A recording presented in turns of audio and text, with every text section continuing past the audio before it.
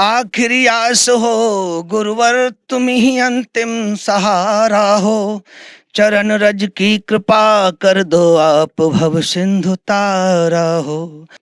अभी आप सब नवीन बच्चे हैं, भगवान की बड़ी कृपा है कि आप ऐसे सद्विवेकी गुरुजनों से शिक्षित हैं। ज्यादा तो नहीं, बस दो बातें हमारी मान लेना, ज्यादा आप याद भी नहीं रख पाओगे। पहली बात ये कि आपका जब तक ब्याह न हो जाए तब तक आप अपने चरित्र को दूषित मत करना। इस तरीके से बच्चों की दिनचर्या की शुरुआत होती है।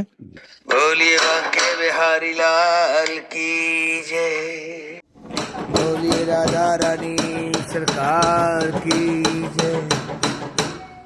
बहुत सुंदर दिनचर्या आपकी सब। भगवान आपके द्वारा बताए गए जो आदेश थे बच्चों के लिए, उनका पूर्णतः पालन हो रहा है। जी। सदगुरुदेव भगवान के रूप में विराजमान परमपिता परमात्मा हम सबकी आर्थ प्रार्थना स्वीकार करें। जी। मैं सबकी तरफ से अनुरोध करना चाह रहा हूँ, गुरुदेव भगवान कृपा कुछ इस तरह करना कि हम कृत्य हो जाएं, छोड़ कर दीन दुनिया को तेरे चरणों में खो जाएं। आखिरी आस हो गुरुवर, तुम ही अंतिम सहारा हो। चरण रज की कृपा कर दो, आप भव सिंधु तारा हो।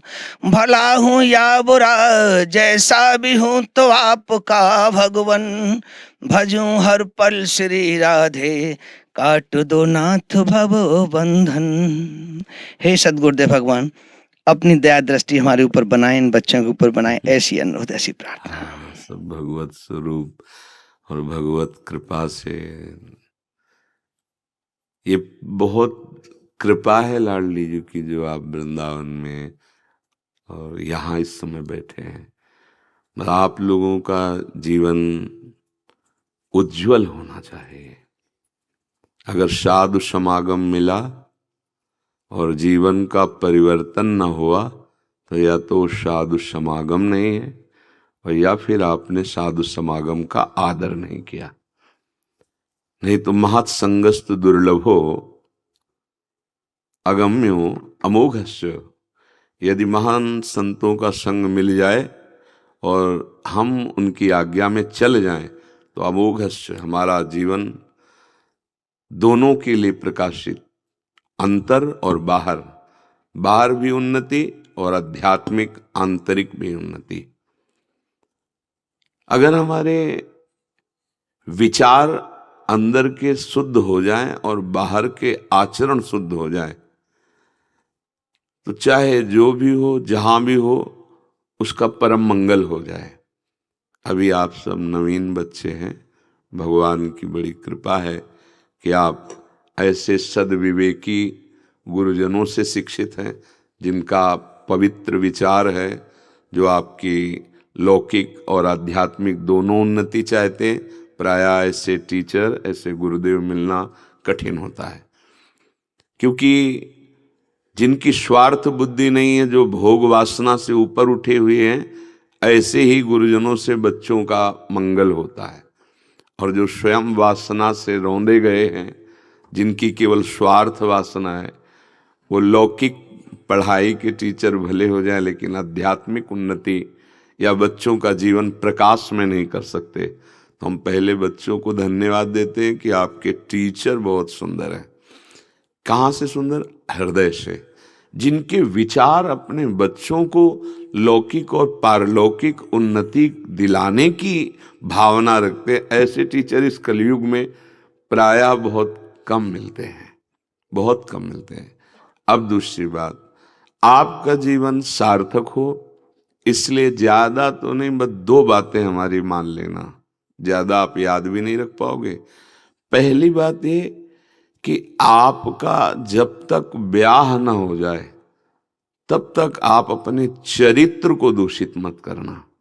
ये हम हर बच्चों को उपदेश करते हैं, हर बार उपदेश करते हैं, बार बार, इसलिए कि शायद ये बात तुम्हारे अंदर बैठ जाएगी तो तुम्हारी लौकिक उन्नति बहुत जोर की होने लगेगी। और एक कि चाहे आप 10 मिनट समय दें, नाम जप और सत्संग या शास्त्र स्वाध्याय ये जरूर होना चाहिए। गीता का एक श्लोक या भागवत का एक श्लोक या किसी महापुरुष के 10 मिनट सत्संग प्रवचन जरूर जीवन में सुनिए।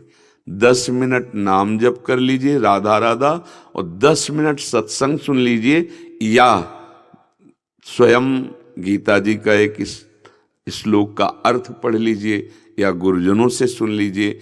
शास्त्र स्वाध्याय या सत्संग, या इसलिए कि दोनों समान ही हैं, और नाम जप, ये आपकी बहुत जोर की हृदय पवित्रता के लिए, अध्यात्म उन्नति के लिए बहुत कार्य करेगा, बहुत पावरफुल है। संतवाणी, भगवदवाणी और नाम जप। अगर चरित्र ठीक नहीं है तो गीता पढ़ते हुए भी और नाम जप करते हुए भी आपकी बुद्धि पवित्र नहीं होगी। ये इसलिए कह रहा हूं कि चरित्रहीन अगर गीता कंठस्थ भी कर ले, हो सकता है कर ले, शास्त्र कंठस्थ भी कर ले, पर शास्त्रों का जो रहस्य है वो प्रकाशित नहीं होगा। वो प्रकाशित होता है चरित्रवान, सदाचार, जो जितेंद्रीय और संयमी है। अभी हमारे कोमल कोमल हृदय वाले छोटे बच्चे हो, तो जो बच्चे चरित्रहीनता के कुछ संस्कार सीख चुके हैं कहीं भी कुसंगवशात, वे हमारी बात समझ लें कि जो चरित्र को अपने नष्ट कर देता है वो आगे चलकर ना लौकिक उन्नति कर पाएगा और ना आध्यात्मिक। इसलिए आप अपने चरित्र को पवित्र रखिए। चरित्र का मतलब समझ रहे ना?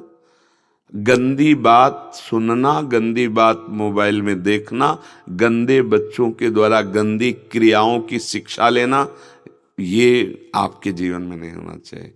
आप बहुत अच्छे टीचरों का संग प्राप्त किए, आपको गर्व होना चाहिए कि भगवान ने आपको ऐसे गुरुजन दिए जो शिक्षा देने वाले, नहीं तो प्रायः ऐसा संयोग नहीं बैठता। अब आपका जीवन पवित्र और उन्नतिशील होना चाहिए। तो देखो, दो बातें, एक है अध्यात्म की कि सत्संग 5-10 मिनट सुनिए या किसी श्लोक का अर्थ पढ़िए, और नाम जप 10 मिनट कर लीजिए। आगे चलकर बढ़ाते जाना, और चरित्र को दूषित मत होने दीजिए। बच्चा बच्ची सब, अगर चरित्र दूषित हुआ तो हमारी बात का रंग नहीं चढ़ेगा, और चरित्र अच्छा हुआ तो सब बन जाए। चरित्र अच्छा करने के लिए एक बार नित्य दिनचर्या बोली गई थी, शायद आप लोगों में ही बोली गई थी। अगर वो दिनचर्या रखोगे तो आपका ब्रह्मचर्य ठीक रहेगा, आपकी बुद्धि शुद्ध रहेगी। सारे बच्चे आपके द्वारा बताए हुए आदेश का पालन कर रहे हैं गुरुदेव भगवान, और इस तरीके से बच्चों की दिनचर्या की शुरुआत होती है। जी। राधा वल्लभ लाल की जय, बोलिए बांके बिहारी लाल की जय, बोलिए राधा रानी सरकार की जय। ओम कराग्रे वसते लक्ष्मी, आवाज तेज,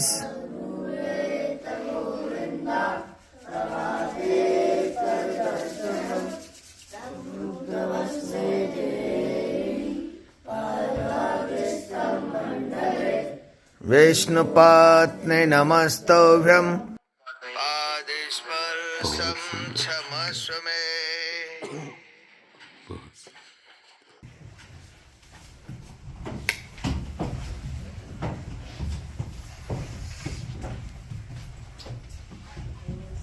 ये तो अत्यंत प्रशंसनीय दिनचर्या है, बहुत सुंदर, क्या बात है।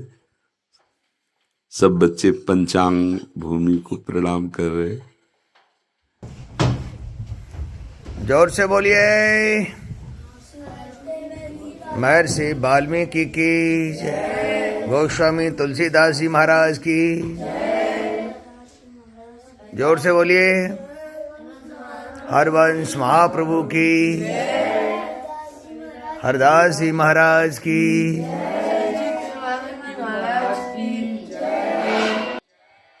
ये तो बहुत सुंदर, हाँ, 5 भक्तों का बहुत सुंदर।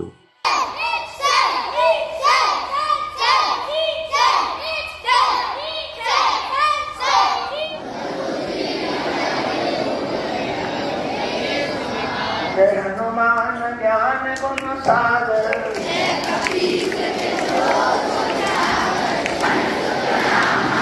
महावीर वेगम बजरंगी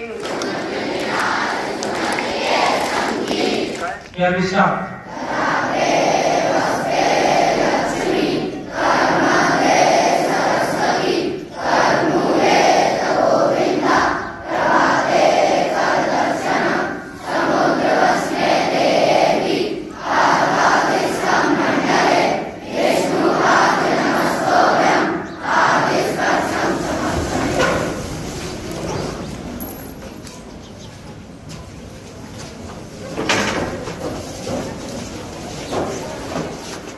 बहुत सुंदर दिनचर्या आपकी सब। भगवान आपके द्वारा बताए गए हाँ। जो आदेश थे बच्चों के लिए उनका पूर्णतः पालन हो रहा है। जी जी। बाकी इनकी बहुत इच्छा थी कि सदगुरुदेव भगवान का एक बार सानिध्य मिल जाए। बहुत सुंदर।